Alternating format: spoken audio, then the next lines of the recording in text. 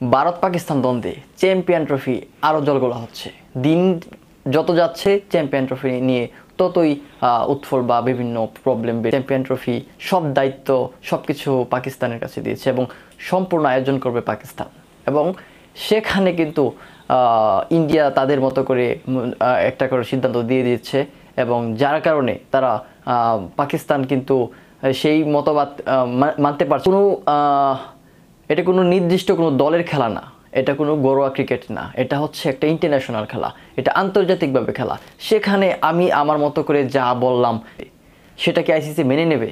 না, সেটা মেনে নেবে না। কিন্তু ইন্ডিয়ার জন্য কি একটা বাড়তি সুবিধা দেয় আইসিসি? আমরা দেখেছি, আমরা বারবার দেখেছি যে আইসিসি অন্য দেশের মধ্যে অন্য দেশের যে যারা সাথে বেশি বাড়তি সুবিধা দেয় কেন আইসিসি সেই ইন্ডিয়াকে? আমরা দেখেছি বারবার যে আমরা দেখেছি মহসিন নাকবি সে বারবার কিন্তু বলছিল যে আমরা আমাদের চ্যাম্পিয়ন ট্রফি আমাদের দেশে করবো, আমরা অন্য দেশে খেলবো না, আমরা হাইব্রিড মডেলে খেলবো না। কিন্তু দিন শেষে আমরা দেখেছি সেই ইন্ডিয়ার কথার জন্য আইসিসি কিন্তু পাকিস্তানকে হাইব্রিড মডেল খেলতে বাধ্য করছে। এখন বলছে যে হাইব্রিড মডেল না খেললে তাকে বাদ দেওয়া হবে।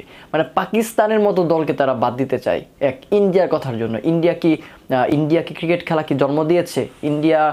ইন্ডিয়ার জন্য এই খেলাটা কি ইন্ডিয়ার বাপের নাকি কারো? না, এটা তাদের মতামত যা সেটাই আইসিসি মেনে নিচ্ছে। এটা কতটুকু ঠিক সেটা আমার চাইতে আপনারাই ভালো বুঝতে পারছেন। আমরা যদি একটা জিনিস দেখি যে আজকে যদি বাংলাদেশ এই কথা বলতো, আজকে যদি বাংলাদেশ বলতো যে আমরা ইন্ডিয়াতে গিয়ে খেলবো না, তাহলে আইসিসি কি বলতো? তোমাদের মতো দলকে খেলার কোনো প্রয়োজন নেই, আমাদের ডিরেক্ট বাদ দিয়ে দিত আইসিসি চ্যাম্পিয়ন ট্রফি থেকে। বলতো তোমরা কথার বিরুদ্ধে কথা বলেছ, এটা কারো বাপের না, তোমাদের খেলার কোনো প্রয়োজন নেই। কিন্তু ইন্ডিয়া কথা বলেছে যেন, এজন্যই কি বাড়তি সুবিধা দিচ্ছে আইসিসি। আজকে দেখেছি আমরা আইসিসির সভাপতি হচ্ছে ইন্ডিয়ার যে জয়শা কিন্তু এখন আইসিসির সভাপতি হয়ে আছে এবং সে টি-10 লিগে যে দল পেয়েছিল সেখানে কিন্তু সেই দলটাকে নিষিদ্ধ করা হয়েছে। সেটা কিন্তু জয়শার প্রথম কর্মকাণ্ড। যাই হোক, সেটা ভালো খারাপ আমরা ডিসিশন করছি না, কিন্তু এখানে আমরা বুঝতে পারছি চ্যাম্পিয়ন ট্রফিতে পাকিস্তানের যে একটা প্রফিট ছিল, তারা স্টেডিয়াম আয়োজন করেছে বা বিভিন্ন একটা কাজ করতে গেলে সেখানে তো একটা প্রিপারেশন আছে, প্রিপারেশনের জন্য তাদের খরচপাতি আছে বা তাদের যে প্রফিট আছে, সেই প্রফিটটা আসলে কি আইসিসি দেবে এখন? এই যে একটা খরচ করেছিল, তারা যে একটা আশা দিয়েছিল, খরচ টরচ কথা না, কথা হচ্ছে তারা যে একটা প্রত্যাশা দিয়েছিল, কিন্তু সেই এক ইন্ডিয়ার জন্য সেই সব ডিসিশন যেন ভুল করে দিল এবং সেই চ্যাম্পিয়ন ট্রফি এখন হাইব্রিড মডেলে দুবাইয়ে হবে। আর এটা পাকিস্তানের জন্য সত্যি খুবই কি খারাপ লাগার মতো একটা বিষয়।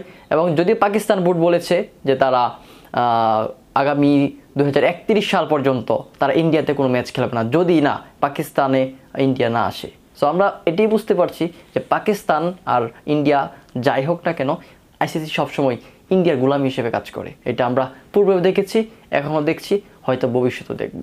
সো এখানে আমাদের আসলে কিছু করার নেই। আমরা প্রত্যাশা করি যে আইসিসি ভালো পর্যায়ে আসবে, আর এটা আসবে কি না সেটা